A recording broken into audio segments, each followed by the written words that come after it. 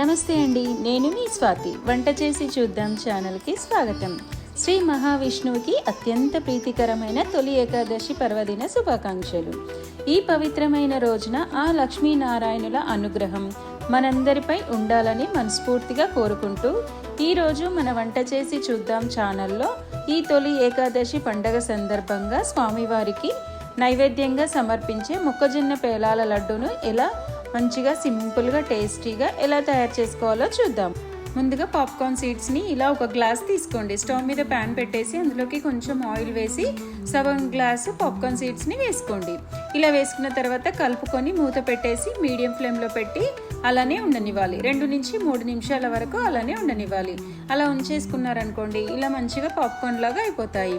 ఇప్పుడు ఇలా మూత తీసి మనం ఒక గిన్నెలోకి వేసేసుకోవాలి. చూడండి మంచిగా వచ్చేసాయి కదా. ఇలా ఒక గిన్నెలోకి వేసేసుకున్న తర్వాత మళ్ళీ సేమ్ అండి అదే ప్యాన్లోకి కొంచెం నూనె వేసుకొని మిగతా పాప్కార్న్ సీడ్స్ని వేసుకోవాలి.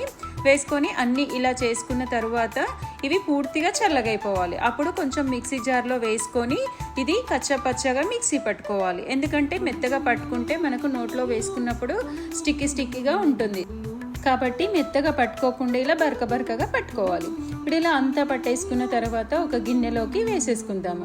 చూడండి మొత్తం ఇలా గిన్నెలోకి వేసేసుకున్న తర్వాత మీరు ఏ గ్లాస్తోని జొన్నలను తీసుకున్నారో అదే గ్లాస్తోని చక్కెర కానీ బెల్లం కానీ తీసుకోవాలి. మీకు ఏది ఇష్టమైతే అది తీసుకోండి. మీకు కొంచెం స్వీట్నెస్ తక్కువ కావాలి అనుకుంటే కొంచెం తక్కువ షుగర్ యాడ్ చేసుకోండి. ఇప్పుడు ఇది మొత్తం మంచిగా కలిసే విధంగా మిక్స్ చేసుకోవాలి. చూడండి ఇలా మంచిగా మిక్స్ చేసుకున్న తర్వాత దీంట్లోకి మనం డ్రై ఫ్రూట్స్ కానీ ఇలాచీ పొడి కానీ ఏది వీలైతే అది యాడ్ చేసుకోవచ్చు.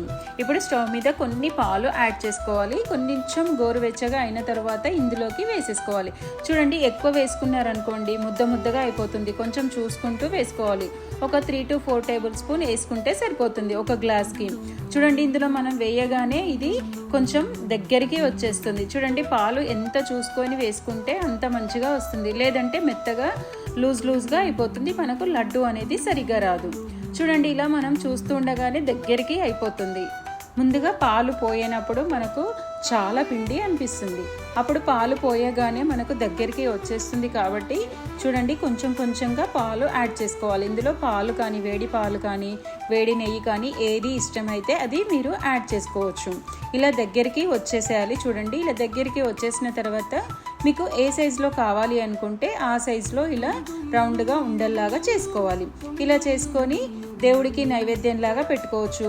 కాదు మీకు ఎప్పుడైనా కొంచెం చేసుకోవాలనుకోండి పొడి అనేది సపరేట్గా ఎయిర్ టైట్ బాక్స్లో పెట్టేసుకొని ఎప్పుడు కావాలి అనుకుంటే అప్పుడు చేసుకోవచ్చు.